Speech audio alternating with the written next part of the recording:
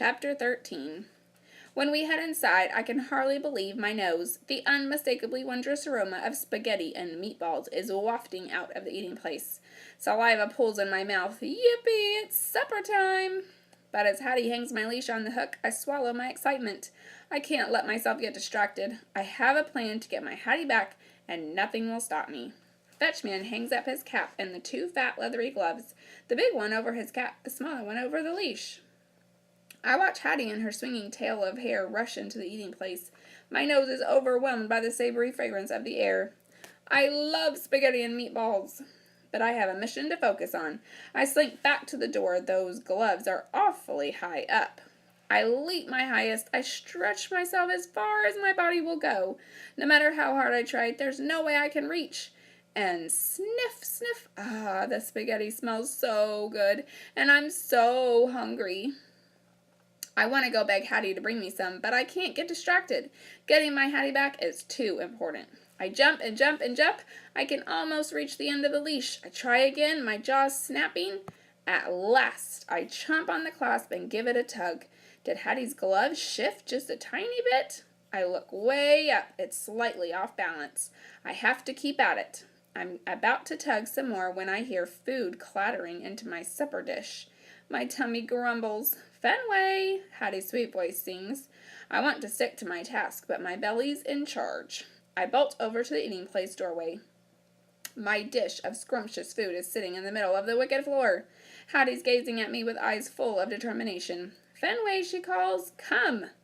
I thrust myself through the doorway. My tummy is rumbling. I look at Hattie with my saddest, droopiest eyes. I give her my best wine. Don't you feel bad for me, Hattie? I can't get my food and I'm starving.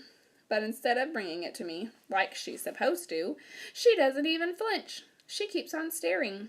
Fenway, come, she calls again, clapping her hands. Uh-oh, something's wrong. Hattie's not looking at me with sympathy and concern like she always does. And she sounds almost commanding, convincing. I glance at my food, sitting there in the dish, smelling so delicious, waiting for a ravenous dog to come devour it. But that wicked floor stands between us. Talk about torture. I drop down and whimper for a long, long time. For all the good it does, Hattie keeps on calling me again and again, like I'm miraculously going to defeat the wicked floor, charge on in, and gobble down the food. Why won't she just bring it to me? It's horribly unthinkable. My Hattie's changing like Goldie and Patches said she would. I have to get her back. I have to work harder. But right now, I'm famished and exhausted. I curl up for a rest. And then everything changes. Hattie comes over and grabs the leash. I hop up. Hooray, hooray, I bark, pawing her legs. We're going somewhere. We all pile into the car. I'm so excited. I almost forgot how hungry I am. Until I get a whiff of Hattie's backpack. Wowee, it's loaded with treats. Good thing I'm starving. I lick her cheek, then stick my nose out the window as we zoom down the street. My eyes squint in the warm breeze. When the car stops, my tail wags out of control, because my nose is smelling amazing familiar smells.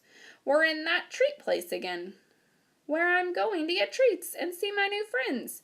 Come on, Hattie, I bark, clawing the door. Let's get going. We barrel out of the car, and I lead Hattie across the parking lot. When we get to the door, I see Lance, the yellow lab from last time. Yo, dude, he says, as politely exchange sniffs. Hey, Lance, what's up? No idea, he says, and the look on his face proves it. Lance's human pulls the door open, and we head inside. It's the same big room that smells wonderful, and the same dogs from before are there with their humans. Sadie, the very round beagle, is lying on her side like it's nap time, while Rocky, the basset hound, is trying to drag his human back out the door. Food Lady and Fetchman get busy chatting with the other humans. I steer Hattie around to greet my new friends. Wake up, Sadie, I say after snipping her. The treats are coming, remember? She raises her head with considerable effort. Trust me, honey, she says. I remember. But those tasty morsels better come easier this time. I've had it with exertion. When we get to Rocky, he's actually shaking. Relax, I tell him. They're going to be awesome treats. Fenway, you are way too happy about this, he says with a shudder. Why not Be happy about it, I say, hopping up and sniffing Hattie's backpack a few more times. Is something wrong with your ears, Rocky? I said we're getting treats. He gazes up at his human like no treat could possibly cheer him up. I can't help but wonder why he wants to go home so badly. Does he live atop a pile of steaks? When the one human strides over, the rest of the humans immediately give her their full attention. She obviously has some kind of power over them. Hattie takes in a deep breath, like she's getting ready for something. I'm getting ready too. I'm leaping and leaping, pawing her legs as she unzips the backpack. Hooray, the treats are coming! My mouth waters, my tummy roars. I didn't eat supper, but now I'm getting treats. A whole backpack full of them. Whoopee, I bark, dancing around Hattie's sneakers. I can hardly wait. Hattie balls her fist and holds it over my head. Sit, Fenway, she says. I spring up wildly, sniffing like crazy. Sure enough, a tasty-smelling treat is in her hand. I know it is. Give it to me, Hattie, I bark. What are you waiting for? Hattie looks rattled. Sit, she says. Fenway, sit.